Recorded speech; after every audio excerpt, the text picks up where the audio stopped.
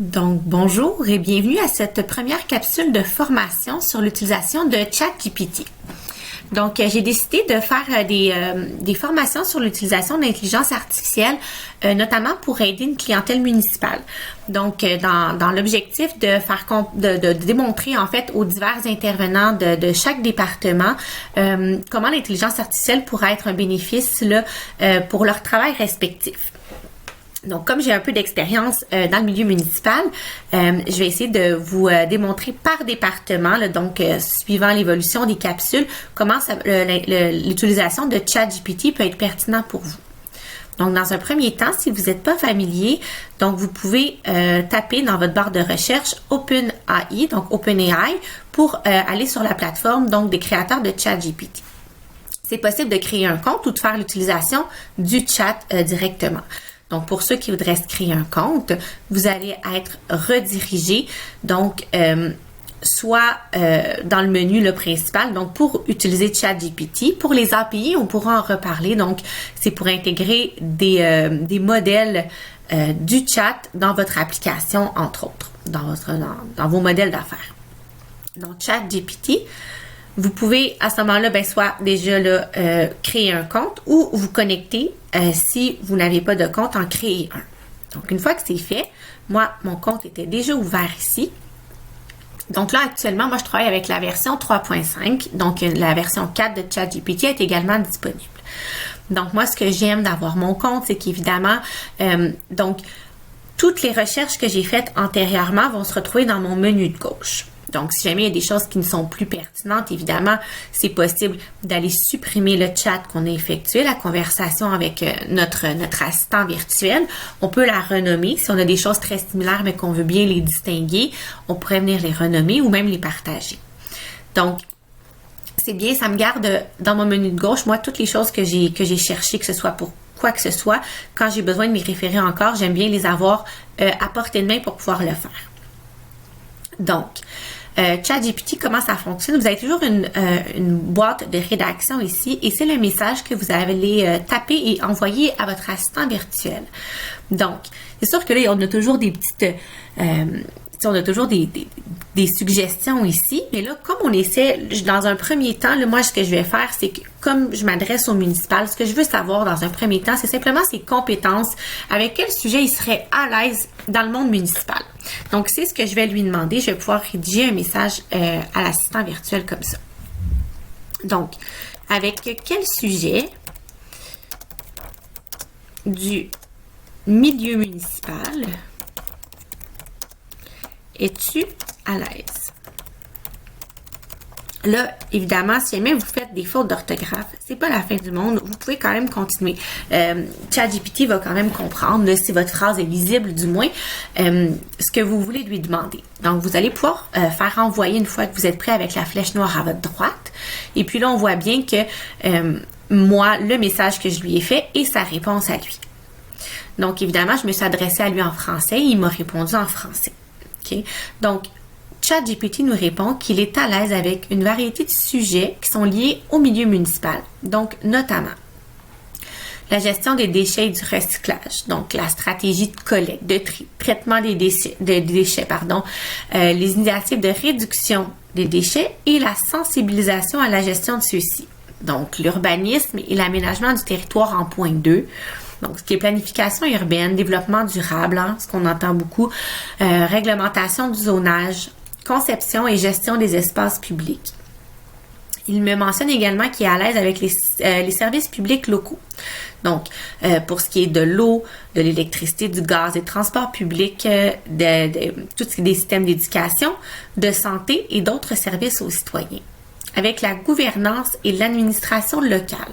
Donc, les structures gouvernementales, les processus décisionnels, la transparence et responsabilité, participation citoyenne, gestion des ressources humaines, avec les finances municipales, donc évidemment le budget, qui est une grande portion des finances municipales, donc la fiscalité locale, la gestion des fonds publics et les partenariats publics-privés, subventions et financement de projets. Développement économique local, donc la promotion de l'emploi, le soutien aux entreprises locales, attraction d'investissement, développement du tourisme et de la culture. Environnement et durabilité. Donc, tout ce qui va être par rapport à la préservation de l'environnement, l'adaptation au changement climatique, l'énergie renouvelable, protection des ressources naturelles, évidemment, transport et mobilité urbaine. Planification des transports, infrastructures routières, transport en commun, mobilité douce et gestion de la circulation. Donc, évidemment, tout dépendamment dans quelle ville vous travaillez, il y a peut-être des choses qui, si vous êtes une très grande municipalité, une très grande ville, ou même une MRC, il y a peut-être des choses qui vont plus vous parler que d'autres. Et si vous êtes des petites villes, peut-être que vous avez besoin de faire des recherches pour des sujets qui, peut-être que ça va être vraiment sur quelque chose de très pointilleux. Donc, moi, dans la planification des formations, c'est pas la première fois que je le questionne pour cette même question. Donc là, c'est sûr que c'est de l'intelligence artificielle, il est très intelligent, mais évidemment, il m'a déjà aussi mentionné qu'il y avait des compétences qui pouvaient m'aider avec le département, par exemple, des loisirs et de la planification d'événements. Et là, ils ne sont... là, malheureusement, j'ai 8 points et les loisirs, comme tels, n'en font pas partie. Donc, c'est sûr que c'est pas infaillible. Si j'aime pas la réponse qui m'est proposée par l'intelligence artificielle, j'ai toujours ici, en bas de page, un bouton qui me dit de régénérer. Donc, je peux régénérer une réponse si jamais j'ai besoin de plus amples informations. Je peux aussi venir copier. Donc, c'est possible d'aller extraire en bloc tout ce qui m'a été donné ici. C'est sûr que vous pouvez toujours venir faire un copier-coller avec votre clic droit ici sur certaines choses. Par contre, pour la mise en page, si jamais vous, par exemple, prenez les informations que vous avez obtenues de ChatGPT pour les mettre dans un document Word, je vous conseille de plutôt que de le faire avec votre souris ou même un CTRL-C, CTRL-V, de venir vraiment chercher le bouton copier ici.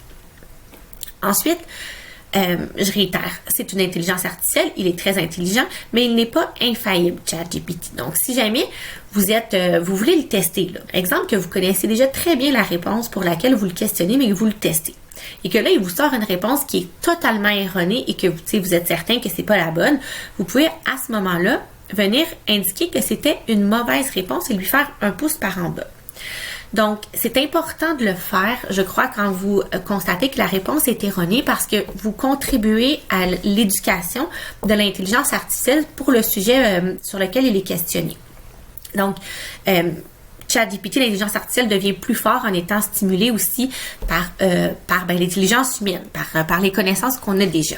Donc, vous allez pouvoir venir, exemple, que vous vous rendez compte que la réponse est erronée, je vous invite quand même à venir le noter ici.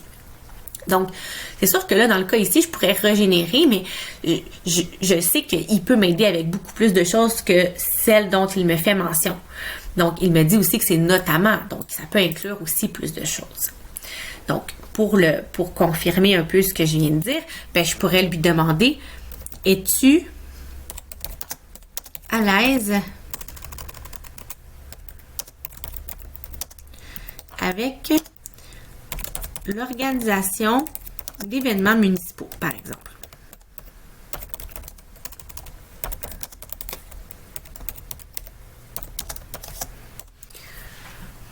Et là, il me dit que oui, il est effectivement à l'aise avec l'organisation des événements.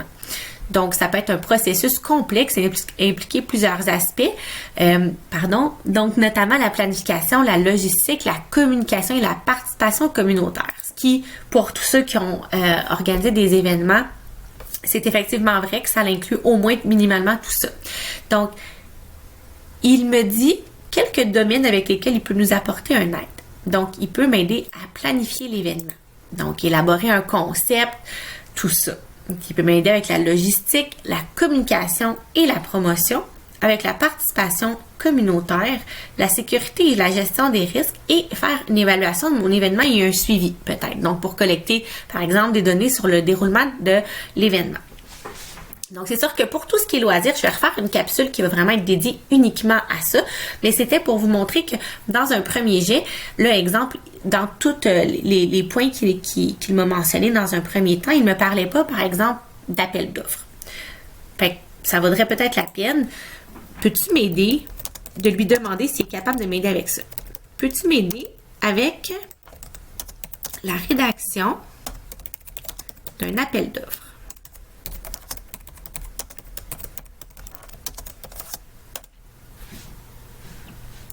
Donc, il me dit que bien sûr, il peut m'aider avec ça. Donc, pour qu'il puisse m'aider toutefois, il me demande des détails supplémentaires. OK? Donc, pourriez-vous me fournir quelques informations clés sur le projet pour lequel vous souhaitez lancer cet appel d'offres?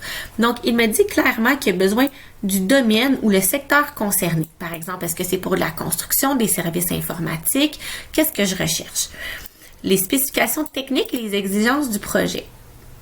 Le calendrier prévu pour le projet. Donc, les échéances là, importantes, les dates limites, les critères de l'évaluation des offres et toute autre information pertinente que vous souhaiteriez inclure dans l'appel d'offres.